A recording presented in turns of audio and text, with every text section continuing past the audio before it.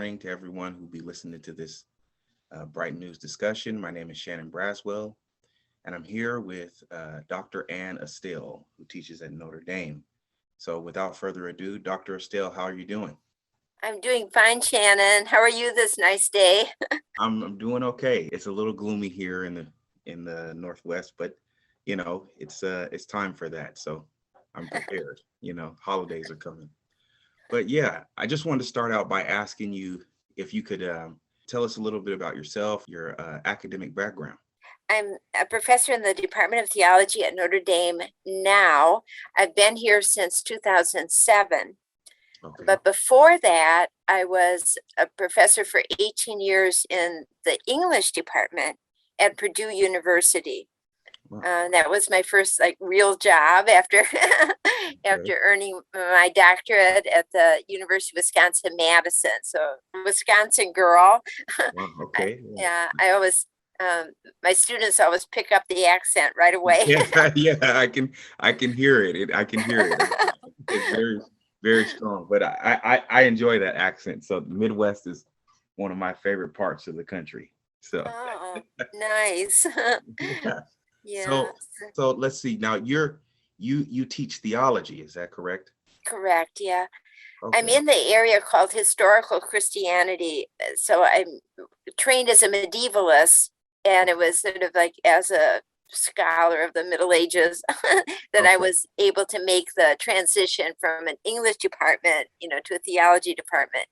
Right. And maybe if you could just give us sort of a description of what, I have some very broad understanding of what theology is, but, I think in today's society, as far as academia goes and education, a lot of people don't really know what theologians do, what theology is all about. I guess it seems a lot more just about texts and reading texts, and I've heard the term like hermeneutics and things of that nature, but could you give us a little more of a description of what theology is, what theologians do, and sort of where theology is in our current social and cultural climate? So those are three questions. We can go back to those if you need. Yeah. Well, they're rather existential questions for me because coming to Notre Dame from an English department, I wasn't sure if I was a theologian or could be a theologian myself. Yes. Theology is it is a science, right? Uh-huh. But a special kind of science because we're dealing with revealed truth, all right? Okay. Because Okay. God is so much beyond what the human mind can aspire to understand, unaided, right? Mhm. We can never know God as God knows himself, right? Right. Right. So the Lord, the God has to accommodate himself to our ability to understand him Mhm. through different means of revelation. And these include the inspired scriptures. They include the natural world. We can talk about a natural theology, if God is creator. And then the generations upon generations of people who have searched for God and studied the scriptures and tried to live their beliefs. They are also what we would call tradition, right? Which is a kind of a way of understanding revealed truth. And for Christians, of course, the Word of God made flesh and Jesus Christ is a kind of an ultimate revealed truth, right? Right. But he also leads us beyond the person who was known according to the flesh, right? To help us to understand things like the Trinity or Right. through the Right. Holy Spirit. So theology is a science, but it deals with revealed truth, not truth that can be known purely in a inductive way or even purely in a deductive way. All right. It depends on a divine action. Right. So in other words, it's a science, but there aren't tools in which like you're using empirical evidence or something like that to prove, not even say God's existence, but the handiwork of God or the God's involvement with the world. Am I getting that right? Or Yeah. I mean, we would say that theology has a special place among the other ways of knowing, right? So certainly we can seek understanding using our reason, philosophy, science, every other form of knowledge can lead us up to a certain horizon, all right, beyond which we cannot go unaided, all right, and it's at that point that the revealed truth, for which God himself is a guarantee, right? It's that knowledge that's given to us, but accommodated to our ability to understand. Okay. Now you deal with, in particular, and correct me if I'm wrong, there are subgroups or sub disciplines within theology. Is that correct? Correct. Okay. Yeah. And your focus is more on medieval theology, would that be like the church fathers, understanding the church fathers and the saints' lives, like that, right? Yeah. So historical Christianity is the subfield, and within that, the Middle Ages, of course, is an important era. But you go all the way back to the composition of the scriptures, and then the earliest interpreters of the scriptures, the church fathers. And then with the rise of the universities, the rise of theology as an academic discipline in the medieval universities, but also theology is talking about God. And so it includes prayer forms, and includes kind of the monastic tradition of meditation on the scriptures. And talking about God, it's hard to find a sphere in human civilization that doesn't have some God talk, right? Right. Yeah. Yes, that's true. Yeah. That's true. Yeah. Well, now, okay, please, yes, go ahead. Oh, I was just going to say that those of us who are in historical Christianity think that maybe all the other spheres could just be renamed historical Christianity. Right? Because all the different branches of theology have taken place in time, right? In history, and historical Christianity goes up to the present, right? And so, but that's just sort of an in-house joke. Yeah, no, but I get it. I get it. But okay, now you also focus your scholarship on mysticism. Yes. Okay. Now, my question is, one, what is mysticism, and what defines a mystic and a mystical experience? So, let's start out with, what is mysticism? Well, this is a very good question you asked me, Shannon. I just got back from a week-long meeting in Germany. It was interreligious, so Jews, Muslims, and Christians, on the topic of mysticism. Okay. Wow. Yeah. Okay. So I gave a paper, but actually the term mysticism is a relatively recent coinage. Okay. So during the Enlightenment, people used the term for the first time of mysticism, and they used it to, in a disparaging way, to refer to kind of the emotional, or what they thought irrational or illogical elements of religion, religious experience. And then some of the psychologists got interested in it. So they were, like William James with the varieties of religious experience, some of these sort of uncanny experiences that people had of the divine. But so there's this kind of a modern development of interest in mysticism as a way of talking about personal experience, of religious matters. But in the case of Christianity, we don't have the term mysticism until more recently, but we speak all the time about the mysteries of the faith, about the mystical or hidden sense of scripture, about the kind of direct experiences of God's presence, of divine human communication. The Greek word that's sometimes translated sacrament is mysterion, right? Okay. And when Christianity first appeared on the scene, a lot of people thought it was a mystery religion, right? Yeah, and it's because it's all about revelation, about things sort of hidden that are made known and manifest. And so one of the things I argued in my paper last week was that actually all of Christianity has a mystical dimension, right? Mm-hmm. That is inseparable from the life of faith. All right. There's a famous 20th century theologian, Karl Rahner, who said, in the present day, every Christian will have to be a mystic, or they won't be anything at all. Right. There has to be some experience, some experience of God, of God's love. And that's something that you can only sort of know in it as an interior experience, right? I mean, it may come to you, be occasioned by something outside, but it's something that you know with a spiritual sense that you're in the presence of God, who loves you, who knows you, who calls you. So all the great saints that we call mystics, like Catherine of Siena, Ignatius of Loyola, St. Paul the Apostle, right? All of these great saints who've had some experience, God, of Christ.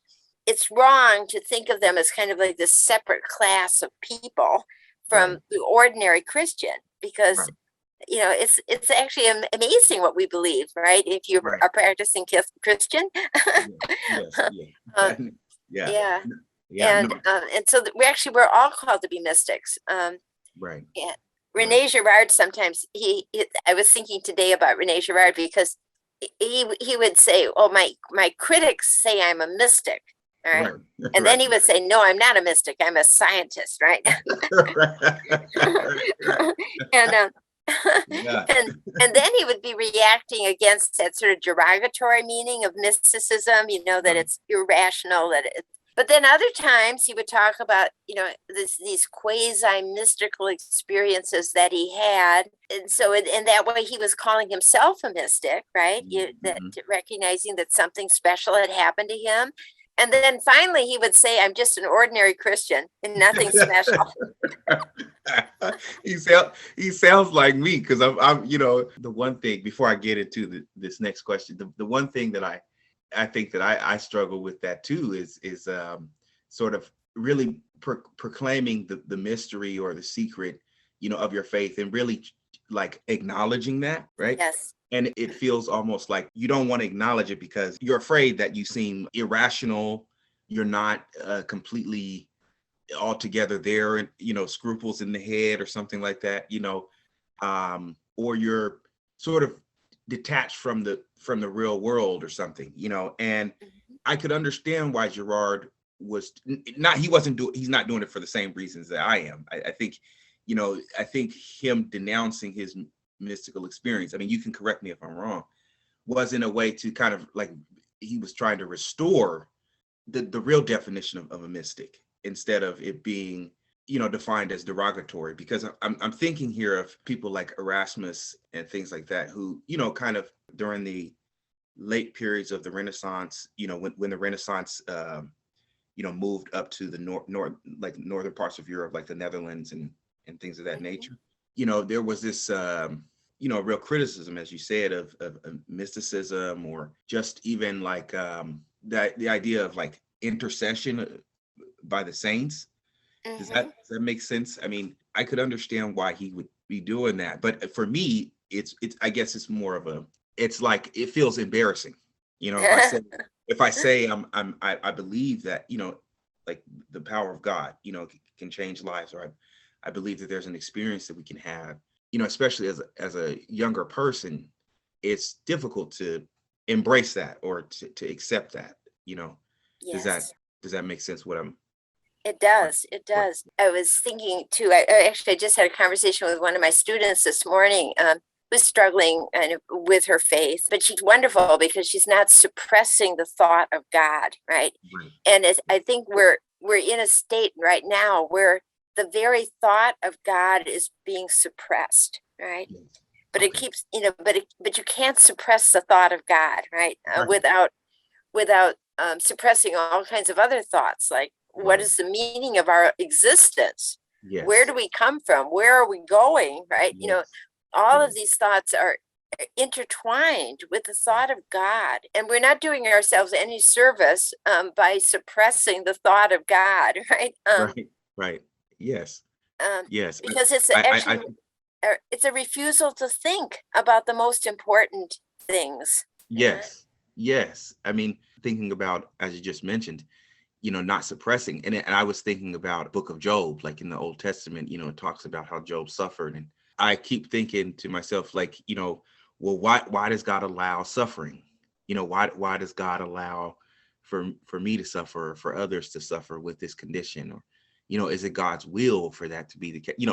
So I start thinking about stuff like that. And I'm like, these are questions that other sciences can't answer and can't even have a conversation around. Right. Exactly. You know, Yes. yeah.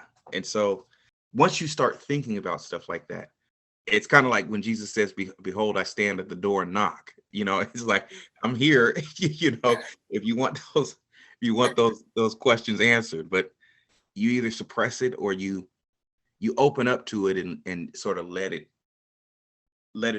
work in your life.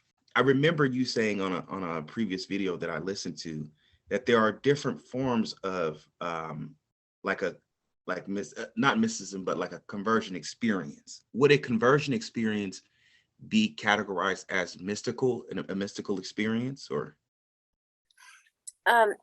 There's one of the founding figures in the study of mysticism, Evelyn Underhill, Mhm. talked about 5 stages on the mystical way.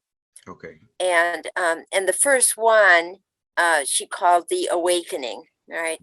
And this involves conversion, right? So that you're already a mystic when you convert, right? Now there's some kind of an encounter that awakens the desire for transformation, right? Mhm. And so you might have this hour of grace, but then that's not the end of the story, right? I mean, you have to kind of learn to live in accordance with what's been revealed to you or the encounter you've had.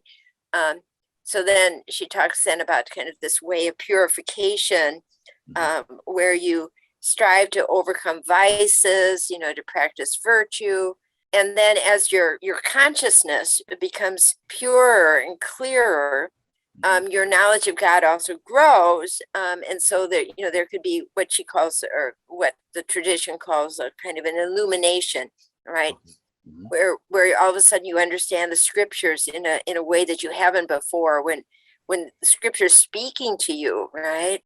And then after the stage of illumination, then sometimes there's like a dark night of the soul, where you've seen something so beautiful, so true, and you are more conscious of your limitations and how, well, just your epistemological limitations. And then there's another stage that's where of union with God that's higher than you could ever have imagined, right? Now, that kind of is the goal of the mystical way. Even a kind of a foretaste in this life of the union in the age to come, after this mortal life of ours. Mhm. So yeah, so conversion, I think conversion is a mystical experience, but again, it's some kind of an experience of the presence of God, who could come to you in goodness or as truth, Mhm. or just love, Right. Right. Okay. So there can be lots of ways that conversion can happen in one's life, right? Many acts that God does in order to be closer to you, or to bring you closer to Him, right? Yes, yes. Right. Okay. Now let me ask this question, because I think this is one where we both have some interest in, and this is how you link mimetic theory and mysticism together. Is there, I mean, I think you sort of touched on that with the conversion experience. We talked a little about Rene Girard, but how do you link the mimetic theory in a mystical experience or mysticism together? I would say that, I've mainly done it kind of through thinking about the experience of Rene Girard, right? So Mhm. who's generally credited, with at least the first formulation of memetic theory. He, at a time when his career was in jeopardy, he was almost desperately writing this book about French novels, and came to the insight that the heroes and especially the heroes in these romance novels were always imitating their rivals, right, and becoming more and more like their rivals, and so much so that you have to ask, well, did they really love the lady in question, or did they, or was it just because they didn't want the rival to get the lady, right? Right. And or was it the society around them that was making them desire things that they wouldn't desire on their own in a genuine way to begin with, right? And in that book that Gerard was writing, he mentions a deeper desire that really comes from God, right? So God, with the human being, is made in the image and likeness of God, right? And so there is a kind of a built-in Mimeticism, right? We're meant to be like the one who created us, right? A godly creature. But Satan, tempted the first human beings to want to be like God in the wrong way, as a rival of God. And so Renee just kind of hints in that first book at this deeper desire, which is implanted in the human heart, a desire ultimately for Christ, who is the image of the Father. For him, it just came as a great insight, that the more that the people that you seem to have the greatest differences with, or even a kind of a violent impulse toward, are the people who are most like you, right? And and therefore inspiring your rivalry, your envy. It's to the point that you just want to be that other person, and in that way renounce who you really are, right? So that's a deadly thing. And so so he had this insight, and it was because it was a truth, something that really made sense of the human condition. It made him happy, right? It was like light shining, Right. Like an illumination, right? Right.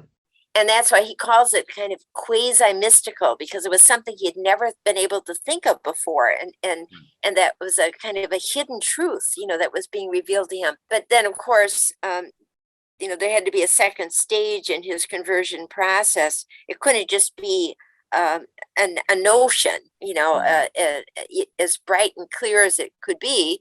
It had to involve a whole gift of the self, a deeper conversion. And so divine providence timed it just perfectly, that he was having a little health crisis, a diagnosis of skin cancer that came during Lent, and it was all ended up being resolved, during Holy Week, right before Easter, and then of course he came back to the church in which he had been baptized as a baby, and then began, of course, the work, right, of actually living, as a committed Christian. So so for him it began that way. But I would say that the link between memetic theory and mysticism more broadly is that with mysticism, with a mystical experience, you somehow come in contact with someone who's calling you by name, someone who knows you deeply, and someone who allows you to know that you love, right? That you can love in return.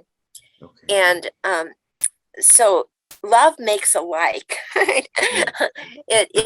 It's like the ultimate memetic power, right? Love makes alike. And so kind of the great gift of grace is to become like the one who has loved us more than anyone possibly could, who is God, right? And to be able to return the love to God, who loves all your brothers and sisters, and then the love just overflows, to everyone. Right. on all sides. And so the mystical experience is this encounter with love, right? Which then unleashes, the divine love into the world. Right. Right. Wow. I never would have thought of it that way, because for me, when I first started reading Girard and stuff like that, I was really into his ideas about like violence in the sacred and, anthropology. And Mm-hmm. I was looking for more of like some truth foundations, in terms of anthropology, because that's what I wanted to study.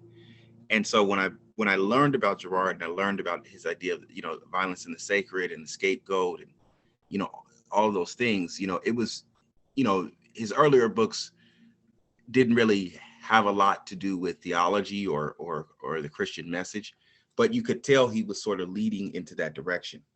Yes. And I'm still trying to go over his book on violence in the sacred and trying to really understand the foundations of you know like violence and in the formation of religion and how that all came about. But once he and I've never actually read his book Things Hidden yet.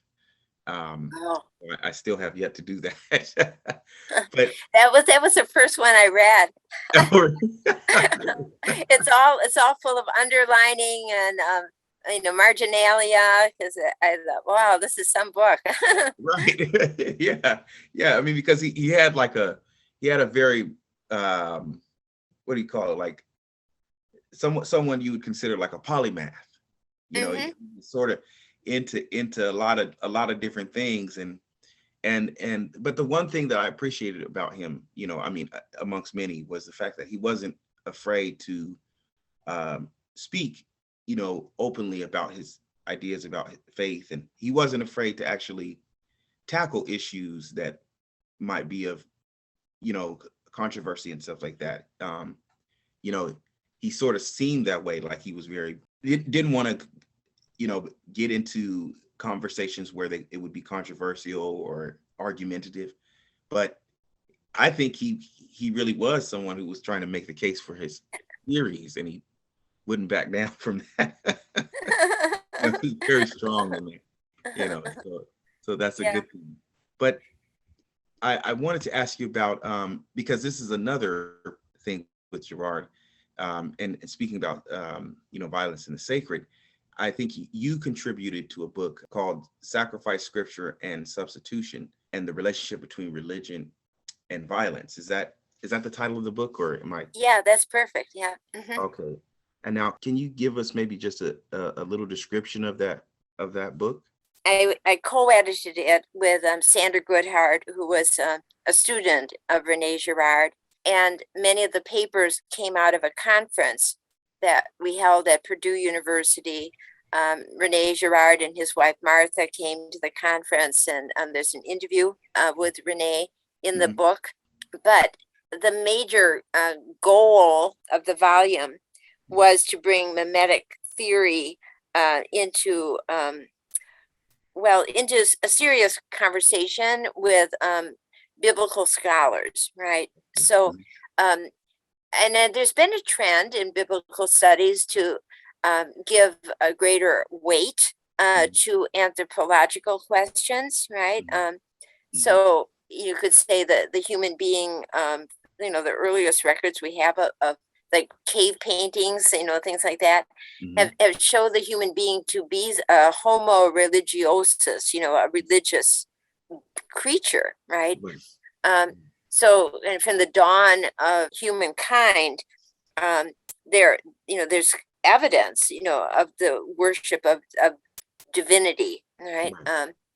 Also often in connection with the existential need, for food, for harvest, for fertility, for protection. And so the limited human being has cried out, right, to God, but also acknowledge God as the provider. So there would be sacrificial offerings to God. And so, of course, sacrifice then becomes a huge theme in ancient Israel, and then in its Eucharistic form in the Christian churches.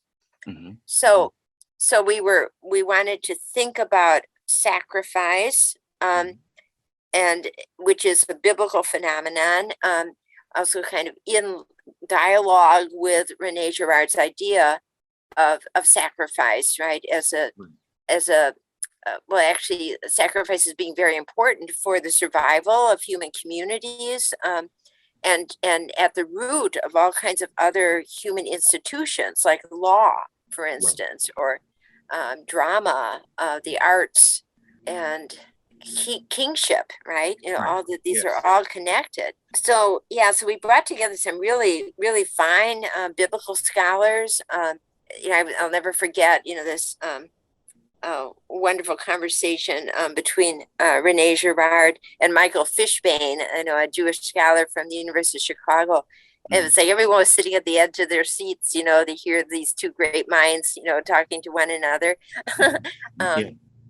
And so it was a wonderful experience, and I think the book's been well received, right? The essays are of high quality.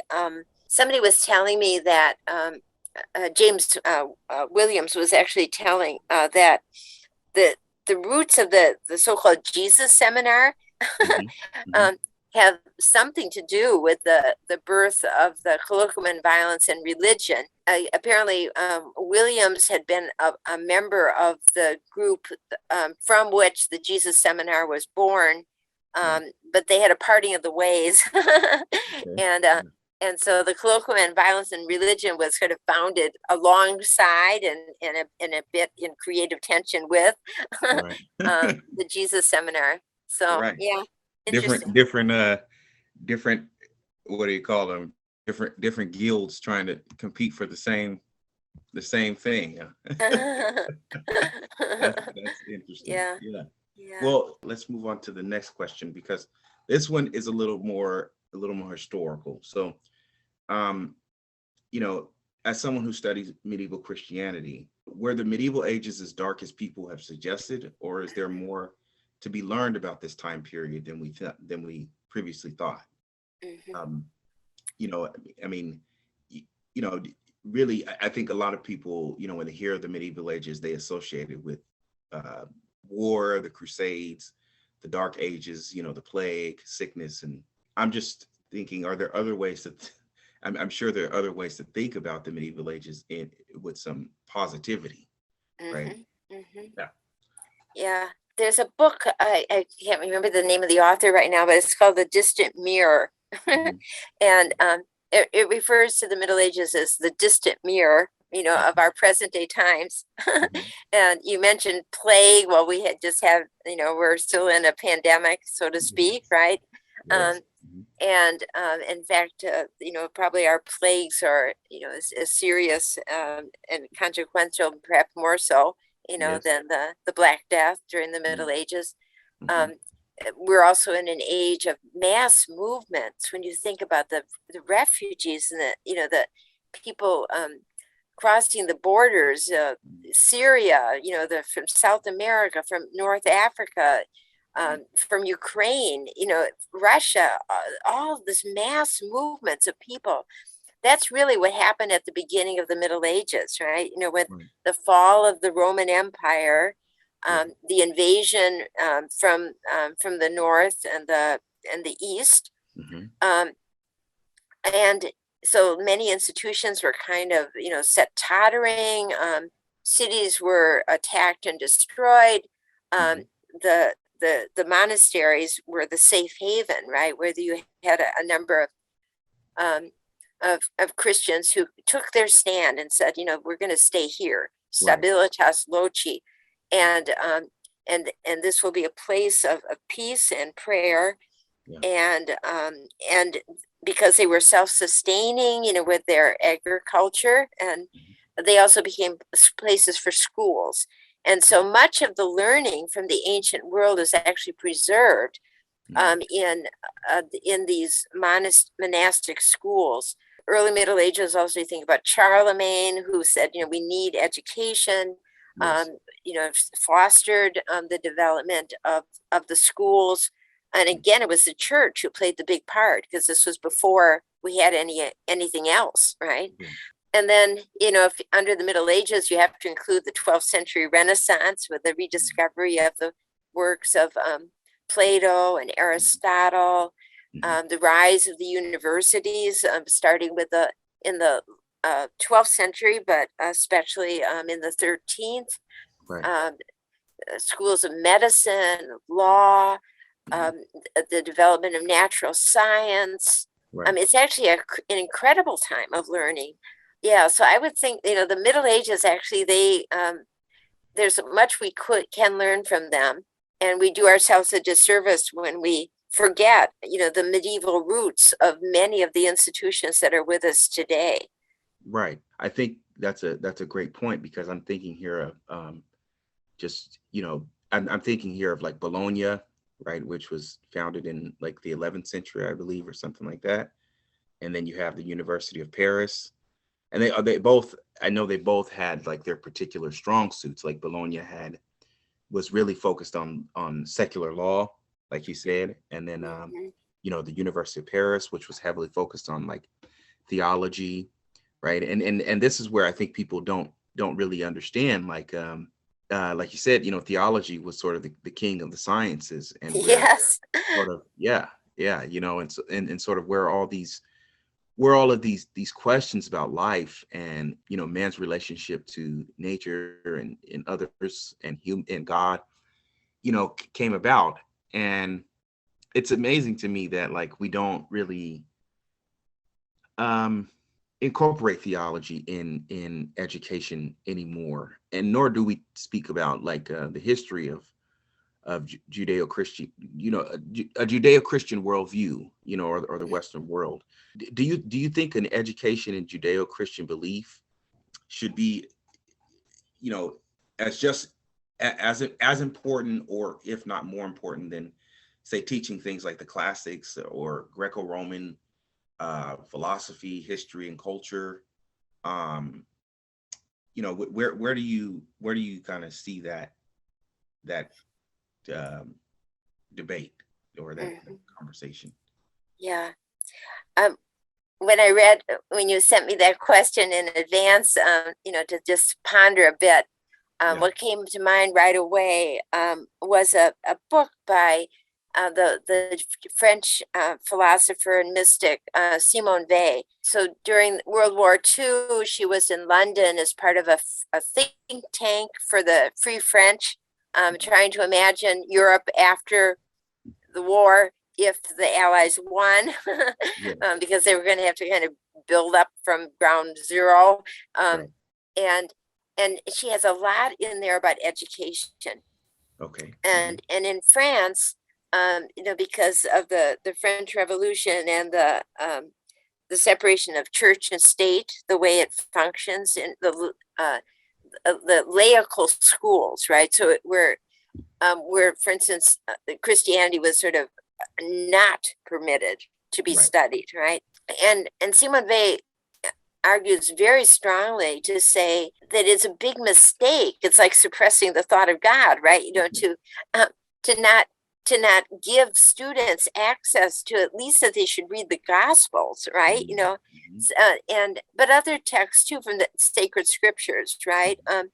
And this would not, I think she would say, not only the Christian sacred text, but read a Hindu sacred text, read the text, but especially the scriptures, because of Europe's deep Christian foundations, right? Right. And so much of European culture, the buildings all around, the churches, the artworks, right, with Christian themes. I mean, how can you understand any of that, unless you've had exposure to the sacred texts of the Christian church? Yes. And so you read all the other classics. Why don't you read the religious classics, right? It should be possible to read the religious classics, which influence all the other thinkers, including secular thinkers like Voltaire. Yeah. exactly. Rousseau. I mean, they read the scriptures. Right. Yeah, so I think you make a strong case that you can't understand anything else unless you read what they read. Yes. Yes. um, Yes. Because and they were fully immersed in that worldview.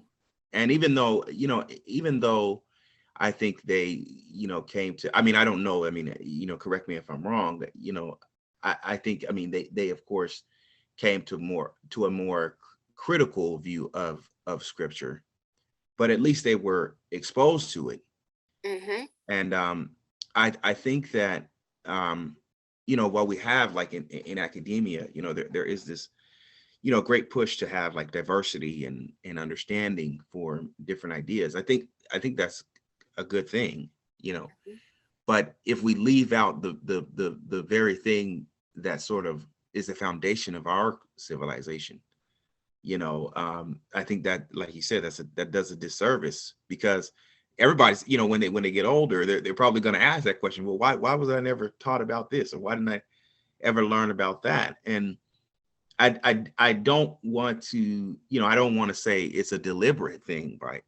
From secular institutions like schools and things like that. But I do think maybe it's sort of like we'll scapegoat the Western world, or we'll scapegoat the Western world view or Christendom in order to give everyone a chance, or to have inclusion, right? mhm, mhm. And so Christianity is the one that kind of uh, gets scapegoated. But it's funny because I think Christianity knows that about itself, right? The Gospels kind of know that about itself. Like, Christ knows it about himself. Like, I'm the scapegoat. I'm the one that's going to be driven out from the community. I'm the one that people are going to reject.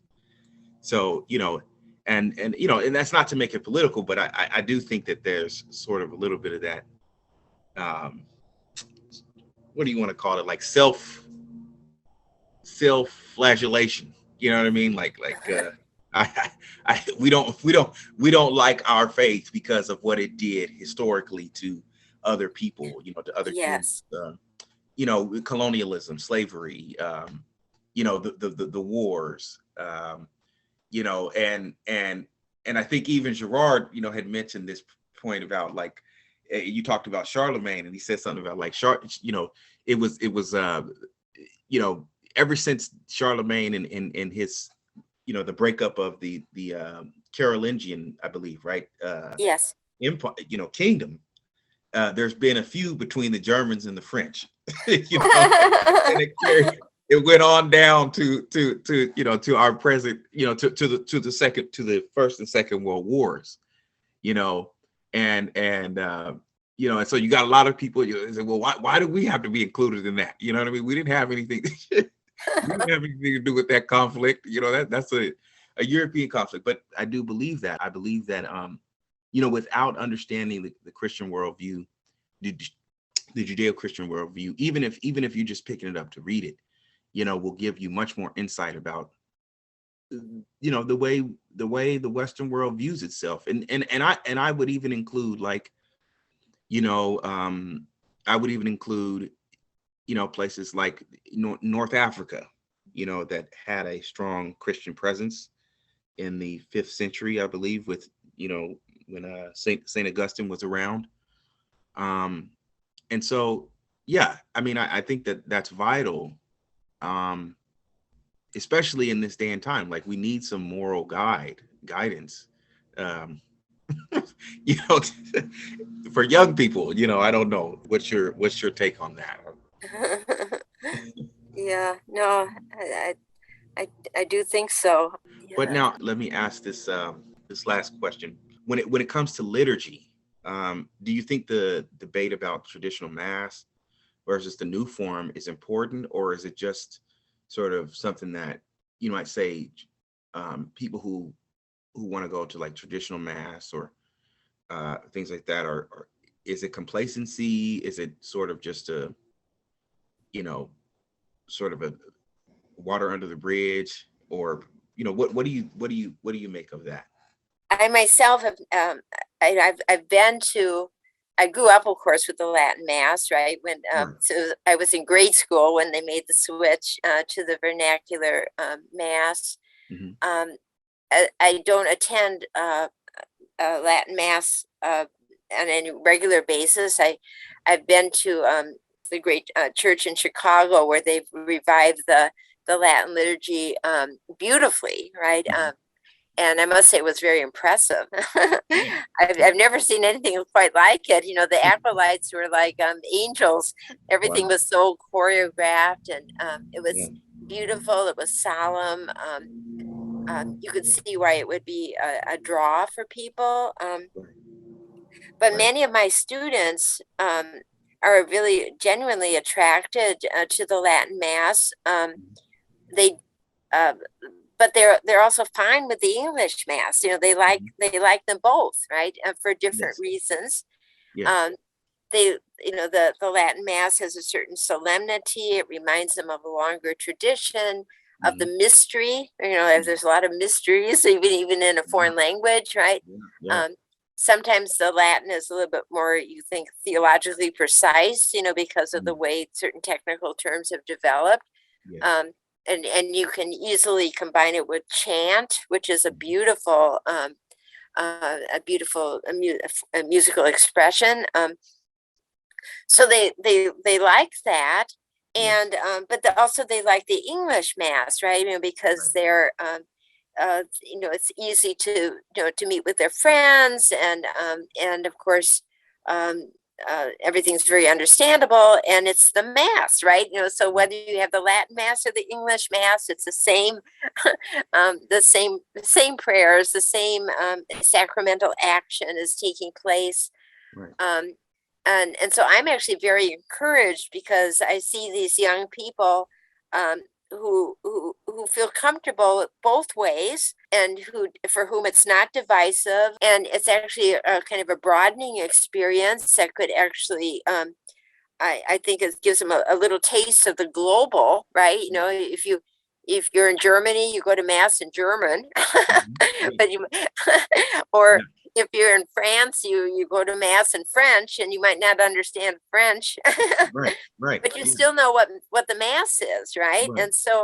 Um, and so I think there's a way in which even the many vernaculars, why can't they include Latin as a vernacular? It once Mhm. was a vernacular, right? Right. Right. That's a good point. Maybe we need to have you maybe we need to have you talking at these Vatican councils. I don't know if you do that or not, but I think that would be, we should put your name on the list because yeah, I personally think both forms are just fine.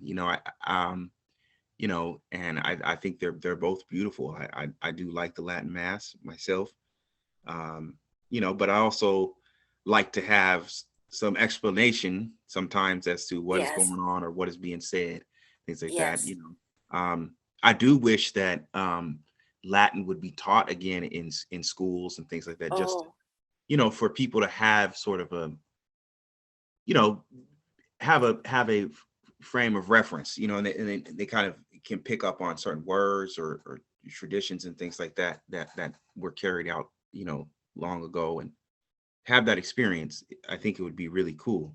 Well, this was a very interesting conversation, and I really enjoyed it. And I really hope that maybe we can find some time to chat again when you're not so busy. I know it's the school year, so there's a lot going on right now with you. well, I certainly have enjoyed it too, Shannon. And of course, I have the extra advantage. I can see your beautiful face. Yeah. Okay. Well, thank you. I'm all smiles. So Yeah, yeah, great, great. Well, okay. Thank you so much, Dr. Astell. It's been a pleasure. yeah. Same here, Shannon. All So right. bye bye for now. Okay. Ciao. Thank you.